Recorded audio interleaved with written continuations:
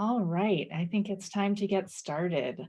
Welcome and thank you so much to everyone who's joining us today.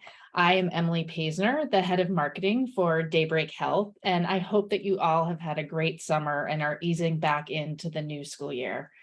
For those of you who don't know Daybreak Health, we partner with school districts across the country to provide the most comprehensive school-based mental health programs designed specifically for youth. From virtual therapy with licensed clinicians to ongoing mental health screening to family and staff education and even special education services, we are driven to solve one of the most defining problems of this generation. Today, we're going to discuss funding for school-based mental health programs. With more and more kids needing these services, it's important that we all understand these different funding sources, how to transition from temporary funding to more sustainable programs, and how other districts are structuring these programs. We're very lucky to have with us today 3 funding experts.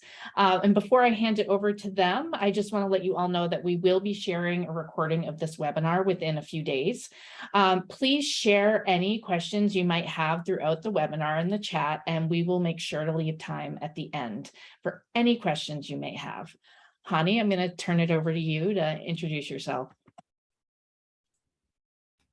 Good afternoon, everyone. My name is Hani Youssef. I am currently the superintendent in Simi Valley Unified School District in Southern California. I've been with Simi Valley for the last 8 years and actively involved and engaged with Daybreak Health over the course of the last school year.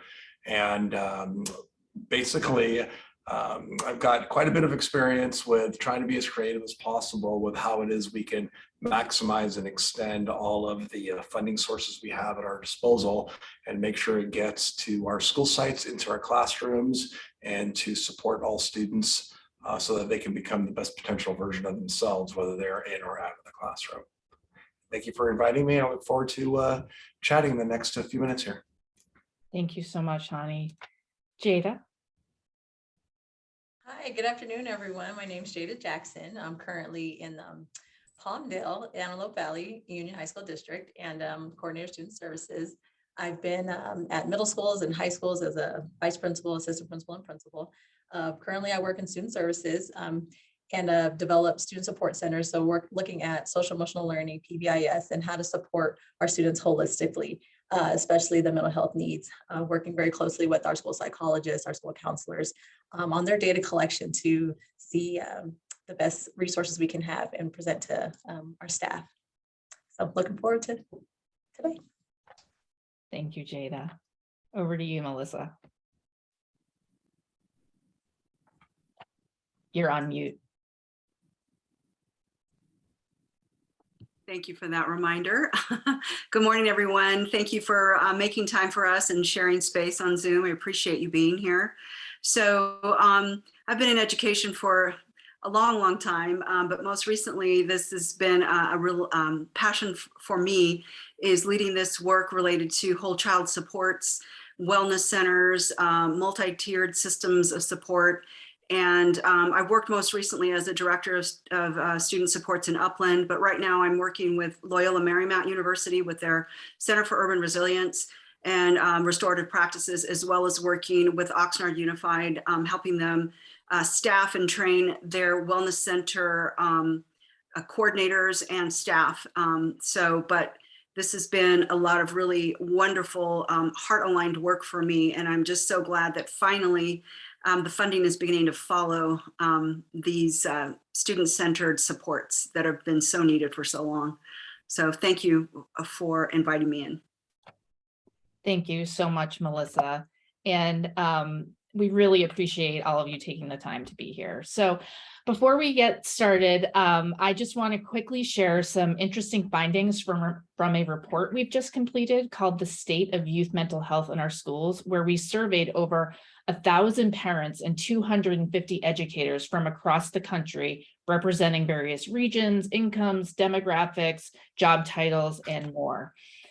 And this likely isn't surprising to any of you, but the state of youth mental health is alarming. 91% of parents are worried about their kids' mental health. And both parents and educators ranked mental and emotional health as the biggest challenge facing middle and high school age students today.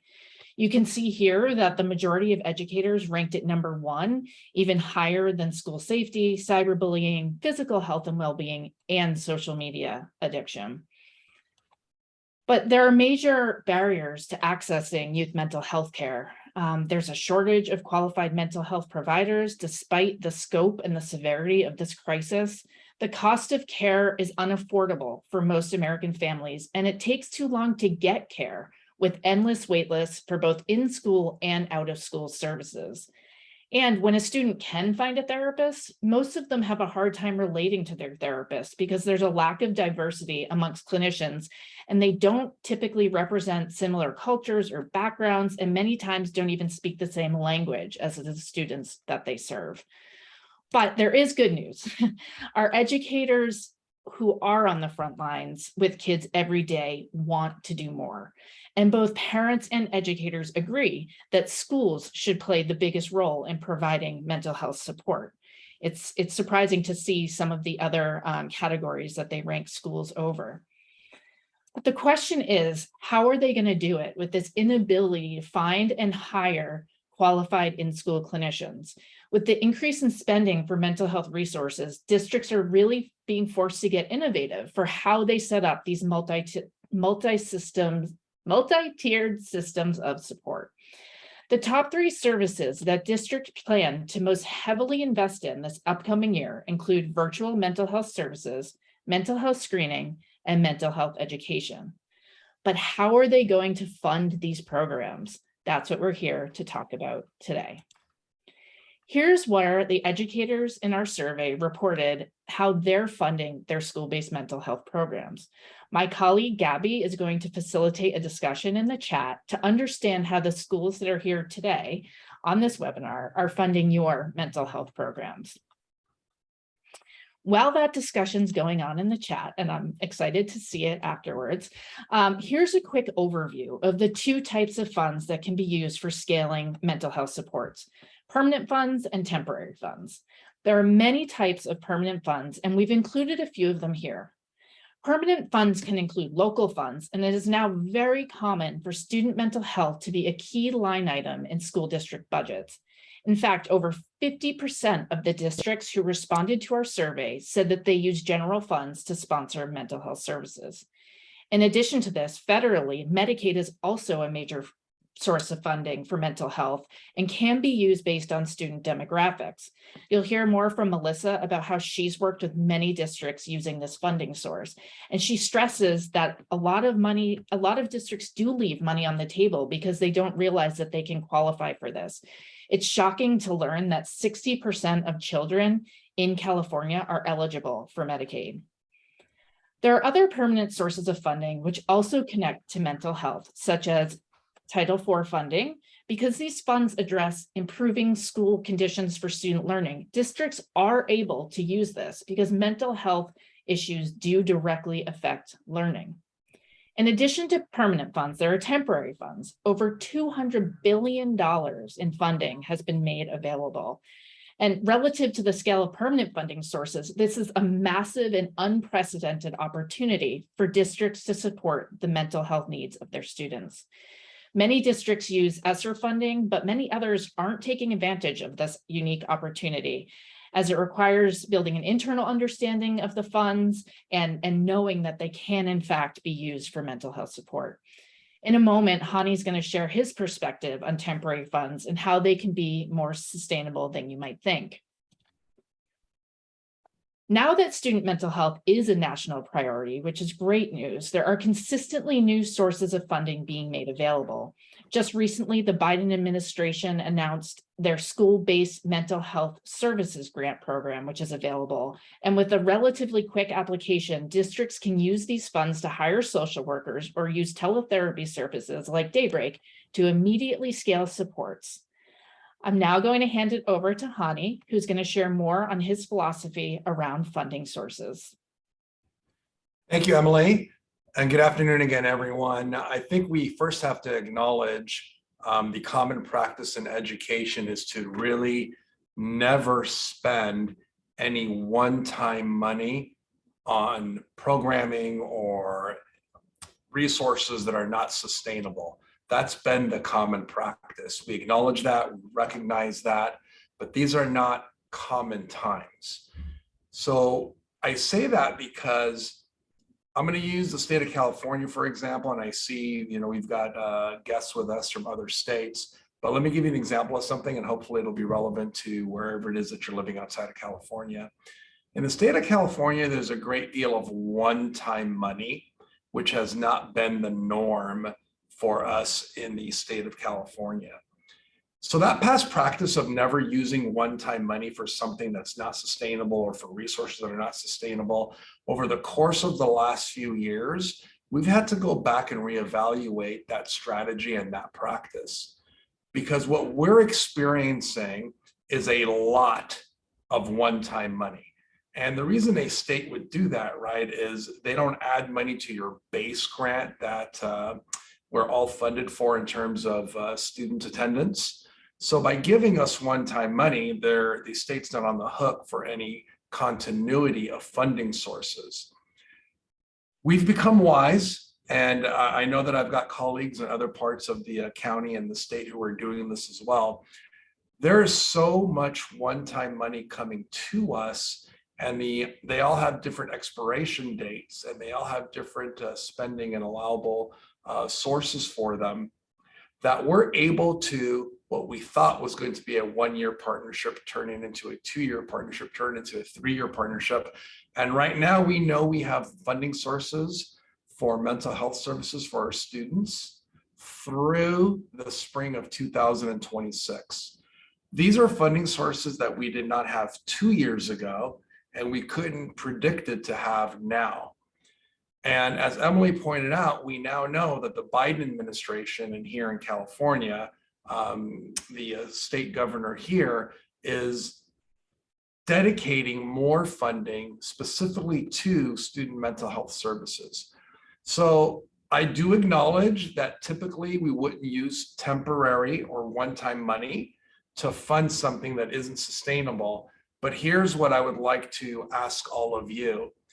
If you are not using that one-time money now, and it has an expiration date of August 2023 or August 2024 or September of 2025, and these are real, hard dates that I'm sharing here.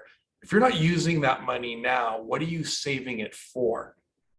Philosophically, I feel like you would have to go back to your mission and your philosophy in your own school district, right? So your mission, right, to support all students with becoming the best potential version of themselves. What are you doing with that emergency relief money? What are you doing with that mental health money? What are you doing with the COVID relief money now? And what are you saving it for later? I think there's a real ask that you would have to put out there within your own organization so that you can determine whether or not you want to use some of this funding for these services. So in Simi Valley Unified, we ask ourselves that question. If not now, when? If not now, what are we saving it for? So we've got money right now. And when else in education can you say that you've got more money than you can spend in a given time period? We see this happen all the time in the past, right? Where if we don't spend that title money, we don't spend that Title IV money, or we don't spend that emergency relief money, or we don't spend the educator effectiveness money, it's going to go away, and then you make some last minute spending. You have an opportunity now to be very strategic. Go back to your teams, ask yourselves, what are the priorities? If you're not spending that money now, could you be spending it now for today's students, for students this year? And I'm here to tell you, this isn't going to be the last of mental health support funding that we receive. It's on the forefront of everyone's mind. And the unfortunate reality is, whenever there's a school shooting, no matter what state it happens in, it affects all of us in education throughout the country and actually throughout the world. I mean, we hear about it in other countries as well. So I would push back on that practice that all of us have had instilled in us and we've all been trained in, where we don't spend one-time funds or categorical money on programming or resources that aren't sustainable. I think that model needs to change. And I know it's changed in Simi Valley and it's paying big dividends in multiple ways, and Daybreak, that partnership being one of them.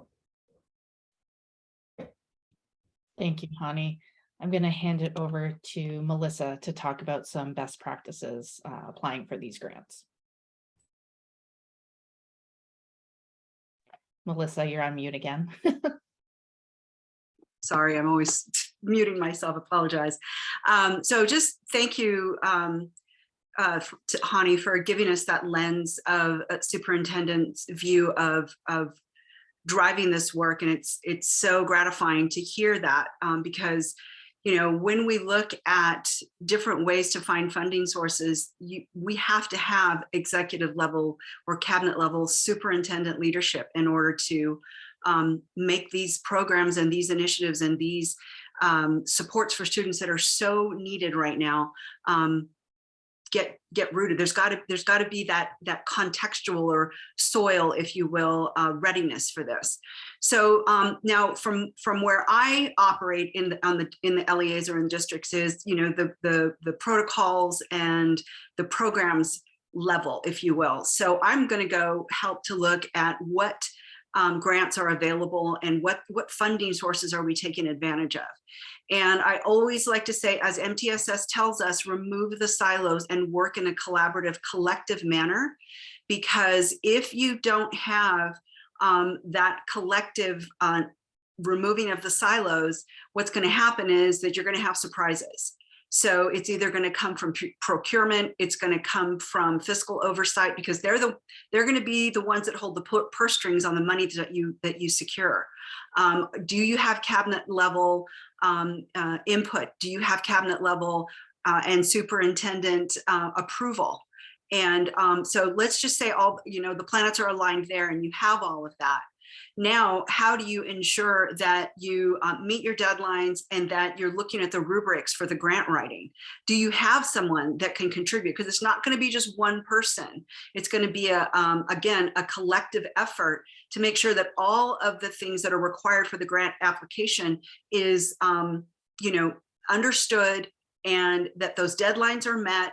You know, you're gonna get data from nutrition services. You're gonna get data from enrollment. You're gonna get data from CWA regarding attendance and suspension rates, expulsion rates. So those are all the things that are gonna come into these typical grant applications. And also some sort of understanding of what you do already in response to student need. And all of those services and opportunities that are already in place should be part of an inclusive comprehensive needs and assets assessment. Because if you don't identify those early on, then when you go to apply for grants, they want to know that the work has already begun, and they want to know that you know who your students are, who your families are, and what their needs are. And then from there, make sure again that you find out, is there a matching requirement for these grants? That's big with your fiscal department or your business department, because and that sometimes can be prohibitive from your application status, because if the money is like, for instance, with the California Community Schools Project, if there's going to be a requirement that you spend, you know, enough money in your efforts for integrated student supports or you know, infrastructure, that it's already in place, they need to know that, you know, your money is where your mouth is. So in other words, what are you doing already? What infrastructure have you already established? And then, as I said earlier, creating that working team and coalition to help support the grant efforts. So making sure that you have a parent or a family advisory group, that you're taking surveys of students early on. Is there some sort of universal screener, or is there a student voice advisory group? Is there family input? Are you talking to staff and students who are boots on the ground folks? Are you hearing from them? Are you gathering their input? Because when we, again, operate in silos or operate in isolation, our projects they just don't gather the steam that they need to be successful. And we cannot roll into a situation and be be overly prescriptive, where we say we know the answers without talking to the people that it impacts. So spending a lot of time in, as community schools tell us, for instance, relationship building, hearing from all of your partners, your community partners, your families, your students, inputting and gathering that data, organizing it and presenting it to all of the partners in this, as we used to say, stakeholders in the organization, and make sure that you have that coalition, that party of the willing. Yes, we want to do this, and is it culturally and linguistically proficient? So if we're calling something mental health supports, and you have an overwhelming culture of that makes up the majority of your student body that has huge resistance to anything being called mental health supports, how can we use culturally sensitive terminology where we're calling it something different? For instance, when I toured in wellness centers in no, I forgot the name of the district now, but they had a large South Asian and Southeast Asian population. So they didn't call them wellness centers. They didn't call it mental health. They called it kind of like a community center or a student center, so that there was nothing that appeared to have the term mental health because of the stigma that for that culture that it brought.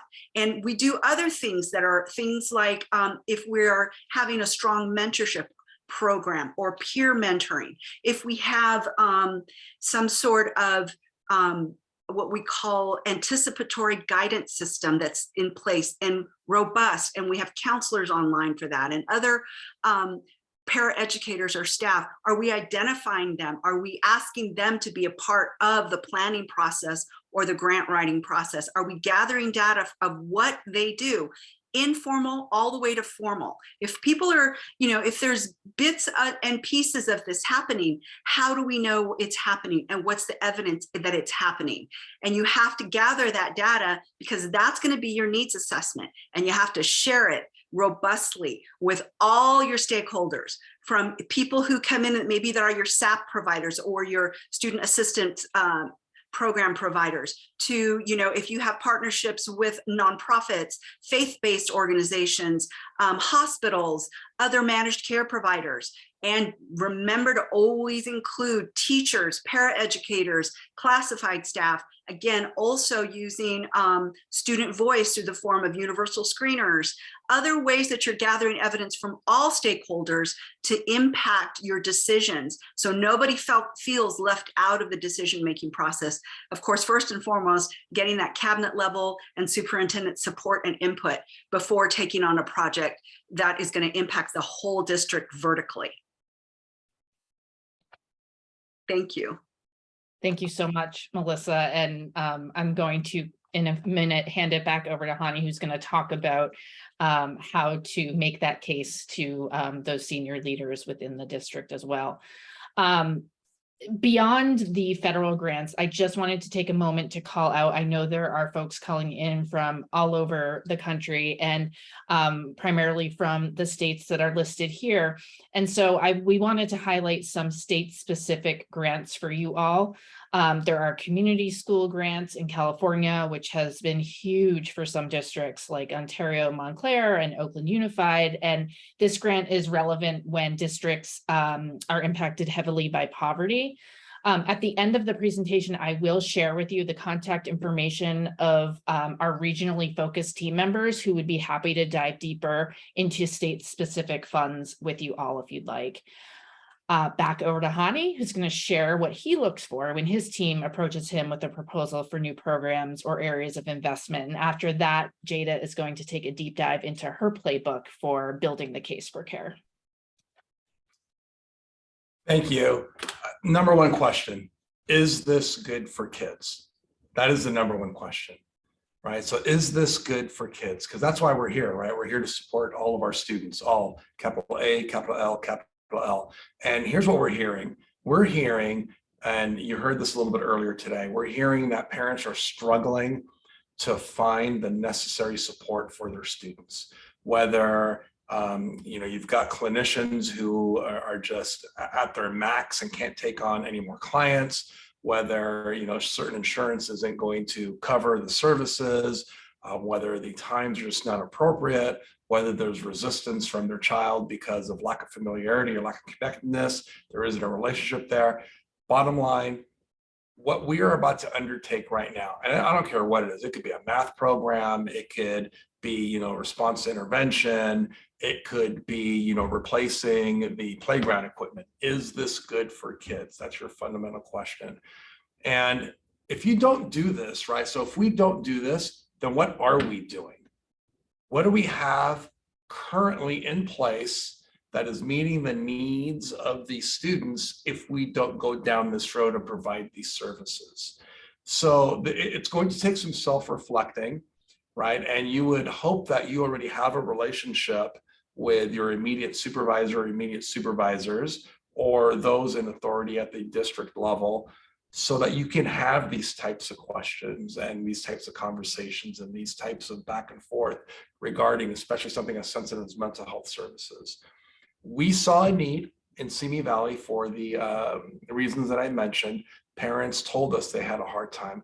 Our school counselors want to do this work, but can't because of their academic responsibilities.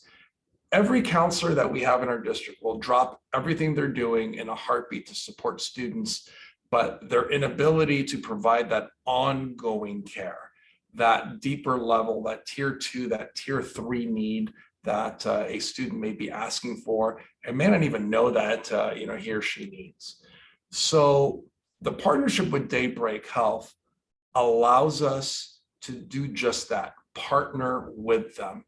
So when we looked at the pros and cons, the pros far outweighed the cons, and whatever cons there were, we went back to Daybreak and said, look, our counselors are not going to get on board if they submit a referral or a parent submits a referral and the counselor no longer has any contact or feedback with their student. At the end of the day, counselors feel very attached to their students, so they don't want there to be this handoff and there's no communication.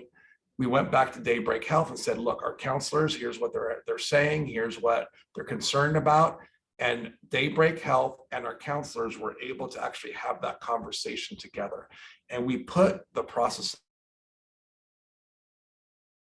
in place so that partnership is strong and that there is still the sense of well, that is my student from the counselor perspective, and I have this outside partner who's providing the mental health services. So back to the fundamental question, is this good for kids, and how is this good for kids? So anything that could be perceived as a negative, I am sure Daybreak will partner with you to address and get some things worked out. I will tell you, first year, last year, was it completely smooth from the beginning? Not completely, but the pieces were in place to provide those services for students, and we were able to perfect and refine and improve that partnership, because at the end of the day, students are our number one priority, and that's who we're here to serve. And if the funding allows us to do it now, and we can do it next year, why not do it? I don't know about the rest of you, but this was my first pandemic. Never experienced anything like it, right? So there isn't a playbook for it. There isn't a blueprint for it. But what I can tell you is we're here now for today's students. We have this funding source that may not be available later, but our students need the support now. They don't need it later, is how I would approach the conversation. Thank you so much, Hani. Jada, over to you. All right. Well, thank you so much, Hani and Melissa. Y'all shed a lot of light, and it really actually ties beautifully into what I wanted to cover with our guests. And so in the chat, let me know kind of where you are in your educational journey. Are you a teacher? Are you a counselor? Are you a mental health therapist? Are you a social worker? Kind of I want to get a sense of where people are coming from. I would love to share just building a case. And so we know that the need is there. And so when you are taking, Daybreak Health to whoever it may be who you're proposing, we need this. Okay. I want to come up with a one pager, and we're going to follow 3 steps. I'm going to dive into each of these 3 steps in the future slides. But you definitely want to make sure that you map it out and you use your current reality. You want qualitative and quantitative. You don't want to just say, oh, well, we know that this is happening and we know that this is what we're doing, but having some actual hard data, that quantitative data to support the need for it speaks volumes when you go to take it up to your superiors as far as advocating for the needs of your students and staff. Step 2 is just clearly articulating the gaps in services, based off of our data. Here is the gap. This is who we're not serving, and this is who we need to serve. And then you wanted to make sure that you discuss, previous attempts to solve the problem. And then the third step would just be to propose that solution that fulfills, a need or gaps in services. All right, so step 1, like I said, you want to make sure that you're tracking the right data. And so most of us are working with our school counselors or as social workers. And so they typically keep their own data. And so you want to make sure that you're looking at that data, you're disaggregating your data, you're looking at walk-ins, you're looking at requests for support, you're looking at your suicide risk assessments, you're looking at, just initial outcries, things of that nature. You want to also dig a little bit deeper. What subpopulations are we not providing the most supports to, whether it's, EL, foster, homeless, African-American, Hispanic, Latino, whatever it may be. You want to make sure that you're digging into that so you have that data set as well. And then what are our mental health staff and counselors spending their time on? And in the next slide, I'll share that. But, tracking your minutes as far as in categorizing them, direct and indirect services, responsive, and then what are they doing with the kids? Is it responsive? Is it curriculum? Are they doing restorative chat? And so we want to kind of see what we have in this realm of mental health and see where our gaps are. And then you want to make sure that you utilize this data to advocate for the needs. And so I'll dig deeper into the next slide.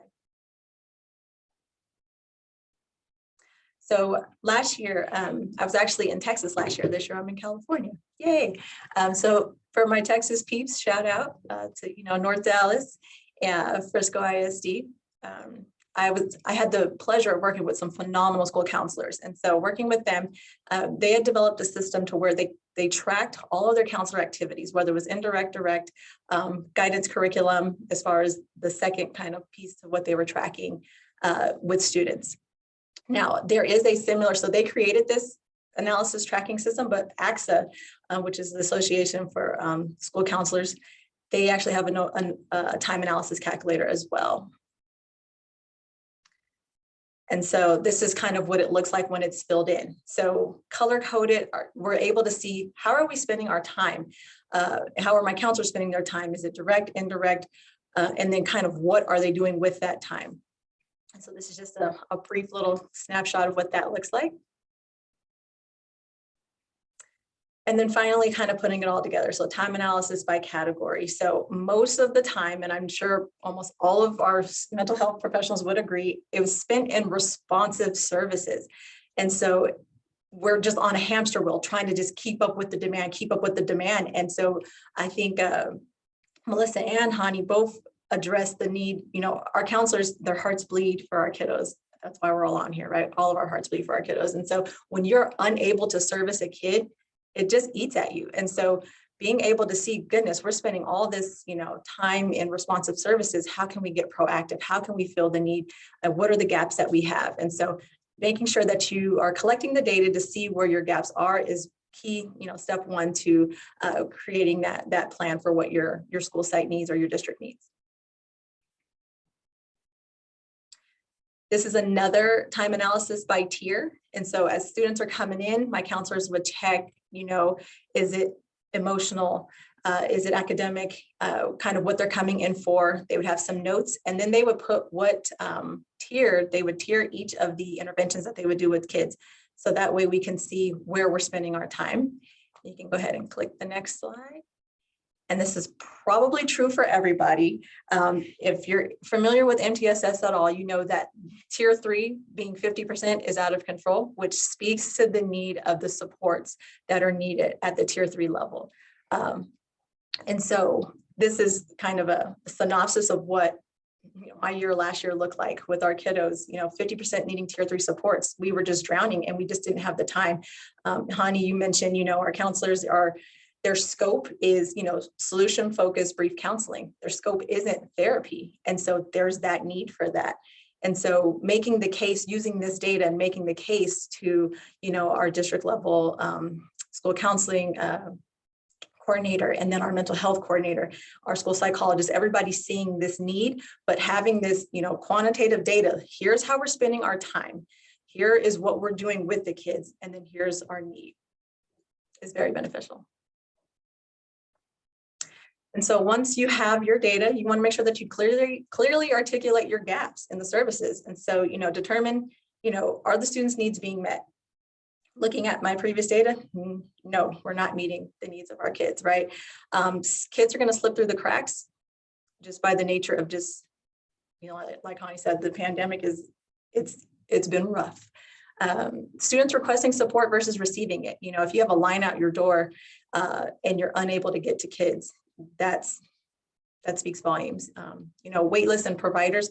We have a ton of providers in our area who are, there's just a labor shortage in general. I mean, you look everywhere and everybody's has signs saying we're hiring. Everyone's hiring and everybody's kind of stealing each other's people. And so being able to have access, to mental health professionals like Daybreak that we can utilize, at least within my district, utilize within our student support centers, our ed social workers and our counselors, having that referral to be able to connect our kiddos with, more supports is huge. Seeing that, a lot of our community-based providers are like, the services are declining where I'm at. And so having the opportunity to work with Daybreak Health is going to be phenomenal for my district. So I'm excited about that.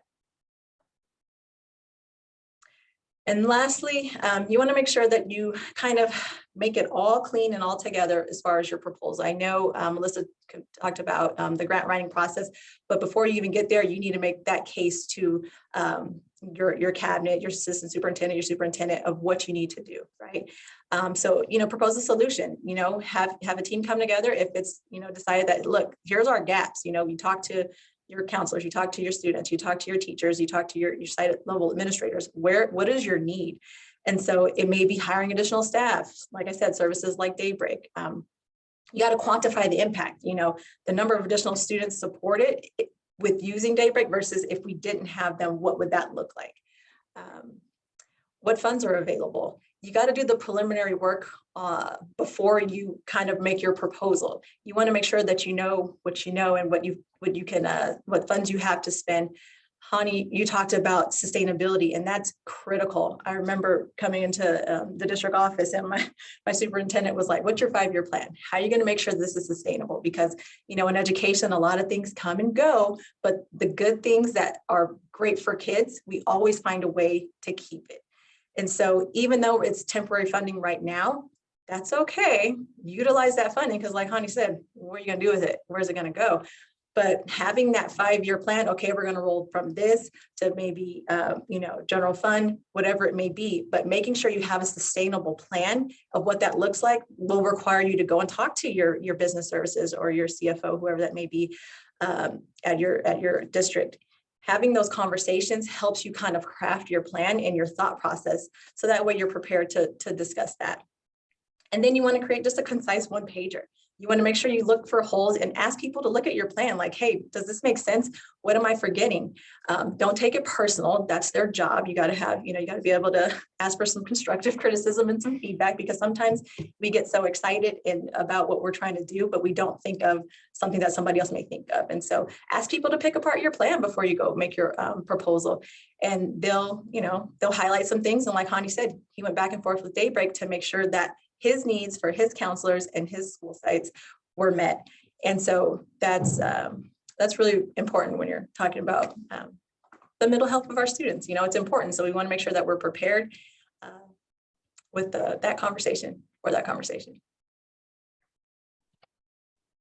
Thank you so much, Jada. Those steps are so incredibly helpful. So we've heard a lot of great content today from our panel of experts, and we would love to open it up now for any questions that anyone has. So please, if you have questions for any of our panelists, you can share them in the chat. One comment that I did notice that someone put in was that they were calling out that many of the grants are allocated for hiring in-school professionals, and with this shortage of clinicians, how Is that true? Are all of these grants solely focused on in-person therapists? Melissa, do you want to share? I just want to say, think outside the box, get creative. So if you know there's grant monies and you've have a lot of folks set up those relationships with local universities that have MFT and Masters of Social Work programs, get like one licensed person who has the credentials to oversee interns and utilize those relationships with interns. DBH grants, a lot of times, there's money that gets left on the table.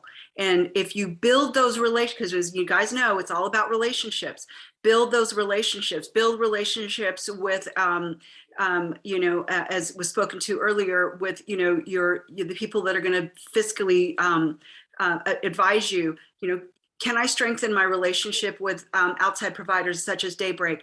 What's allowed? What money is being left on the table? So again, when Jada was talking about 50% need, MTSS tells us when you have high intensity needs, we need to spend more time, as I say, on the water rather than the fish.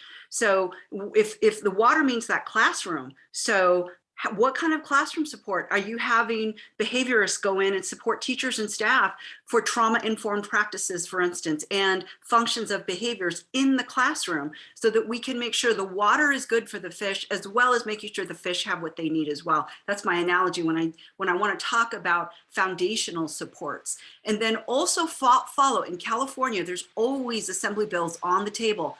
Follow them. There's one on the table right now to allow reimbursements through Medi-Cal for anticipatory practices. So whenever that counselor pulls someone in, is giving them psychosocial or any type of trauma-informed practices or supports, they're looking now at giving reimbursements for those practices. So stay abreast of that and find out where the money sits. And I can't tell you how much Medi-Cal or reimbursement money we leave on the table. It's really sad that we can bring to our students and our families, as well as getting ambassadors in to enroll students in benefits that they didn't know they were eligible for. Thank you. Thank you, Melissa. The questions are flooding in. So another one we got here, Melissa, you talked about thinking outside of the box and being creative. And so the question here is, what strategies do you have or resources that you can provide to bring people along who have the willingness to act on these outside of the box ideas and thinking? Well, I say it all the time, you got to get the coalition of the willing, and don't be afraid to ask for help from people that you know are already doing it. So when I know people are looking to get, for instance, the CCSPP money, Oakland, Ontario, Montclair, San Francisco, there's been about 4 or 5 districts that got a huge award recently. And I'm talking, Oakland got $66 million. And so find out what they're doing. Make friends, make relationships, create connection. Hey, how did you guys do that? How did you get the planning grant? What other grant opportunities? Connect with others in your school district and say, I want to be a part of this. How can I come into meetings? How can I find out what's going on? And really do those listening tours and creating a network of providers within your district and beyond, because it's happening. And if you know that people have grants, they've got grant awards, and how they manage it, how do they get it? Is it something that's going to work for you? I mean, it may be dependent on your demographics. It may be dependent on who you have enrolled in your schools, but find out where that money is being left on the table, and then work with your teams and departments to go after that money. Because it's, again, those direct services that you're providing through your FTEs, you can get reimbursements on that if you have a robust reimbursement program and if you go after it. But it takes us kind of getting outside our comfort zone, if you will, and asking for help and finding out what others are doing and listening to what they're doing, and creating that networking, which is what good businesses do. Thank you. Jada or Hani, is there anything you want to add there? If not, we can move on to the next question. No, okay. Jada, there was one question here about the time tracking template that you had, and was that something that you and your team created, or was that outsourced? So definitely my team created that, but they got it from the idea from Access, so the Association for School Counselors. And so on their website, you can go to ASCA.org or .com. You can go there and they have a time analysis. My site just made it particular for what we do. So we personalize it to our needs to collect the data that we thought was going to be pertinent. And then I know in that same question, she kind of asked about what surveys do you guys do? And so typically all school sites do a school climate, and all districts do a school climate survey where you get information from, how the parents are feeling, as well as, how the students are feeling and how the staff are feeling. And so you get all that, quantitative data, and you kind of, you disaggregate it, and then you kind of go from there. I don't know if that was particular to what the school sites do, but maybe Daybreak, you want to talk about a little bit more about the survey that you did? Yeah, absolutely. I think that this was in the context of collecting the data to make the case for getting the funding. But if people are interested, I can share the methodology behind the survey that we did with both parents and educators from across the country. So I'm more than happy to share that out afterwards if people are interested in that. This was a question that was directed at Daybreak, but actually I'd like to ask you all it. And that is, do you ever see or experience resistance from parents in letting their kids access these mental health support and services? Hani, maybe you want to take this one? Great question, because before you ever push this out to your schools, before you ever push this out to your students, before you ever push it out to your parents, there's a lot of communication that happens on the front end. So the short answer to the question is yes, we do experience resistance. The longer answer is it's resistance out of just unfamiliarity, not knowing. But once the school counselor partners with Daybreak and communicates with the parent, there is relief, there's an understanding. People are very afraid of things they don't know, things they don't understand, a lot of things that might be new, whether it's cultural, whether it's familial, whatever the case may be.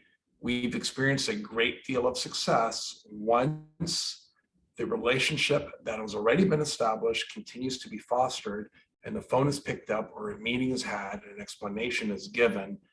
Things are smoothed over, and whatever the concerns are remedied, and people are parents, right? I mean, no one is going to advocate for a child more than the parent. So they're protective of their kids. They want to make sure that they're not exposing their kids to harm, or they're exposing their kids to whatever they may be think they're exposing them to. And once the school gets involved and explains the rationale and the need and the process, and Daybreak's involved, it's that partnership that I'm telling you about. You're not just submitting a referral and washing your hands of the child. At least in Simi Valley, that's not what we wanted. That's not what we're ever going to want. And that's not what Daybreak is delivering. You can customize this to meet your needs in terms of process, in terms of referral. They're very accommodating, and that's what you want, right? So you want to be able to go to your parents and say, here's what we do, here's how we do it, here's what the services your child will receive. So yes, initially there is a concern. As a parent, I would have a lot of questions as well, right?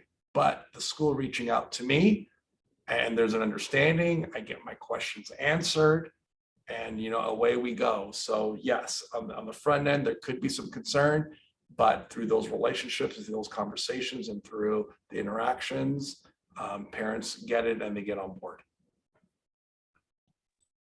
Thank you. I just want to add to that. At my school site and in my district last year, our school counselors would make that referral to our school support specialists. And so our school support specialists would literally contact the parent of the student who needed, a tier 4 support, a tier 3 support. And they would sit with the parent and talk them through the options and make that connection. And so it always felt like it was a part of our district. It wasn't like, okay, we can't service you. You have to go to this other person. Like, no, they're a part of, like you said, we're partnering with Daybreak. And so having that conversation is definitely critical. So I just wanted to reiterate that, what Hani shared. So a quick question for each of you to answer on your own, and that is, if tomorrow everyone on who's joined this webinar, what's the one thing that they could do tomorrow to start leveraging this mental health funding that's available and is so needed and in high demand with students this upcoming year? We can start with you, Jada.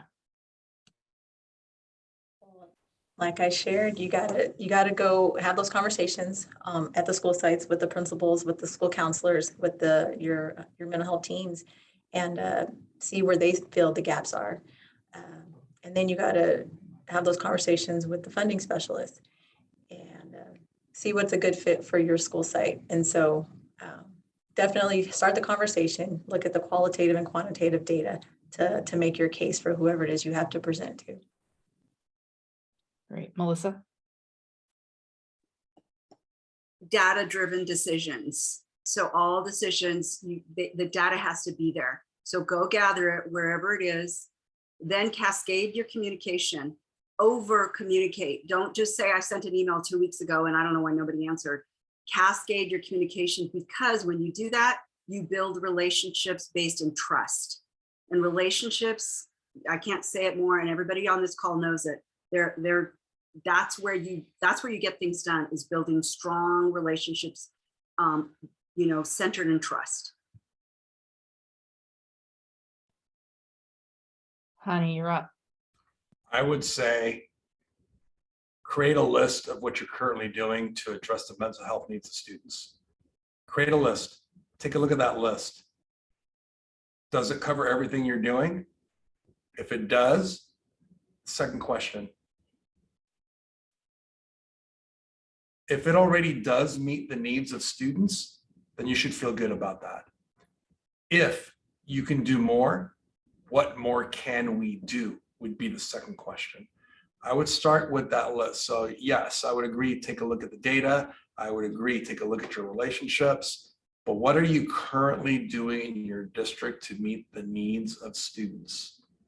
Then ask yourself if it is enough or can I do more? And those are very real conversation starters, right? So. Thank you so much for all of your insights.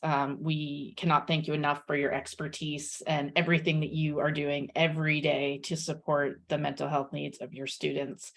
And thank you to everyone who joined the webinar today.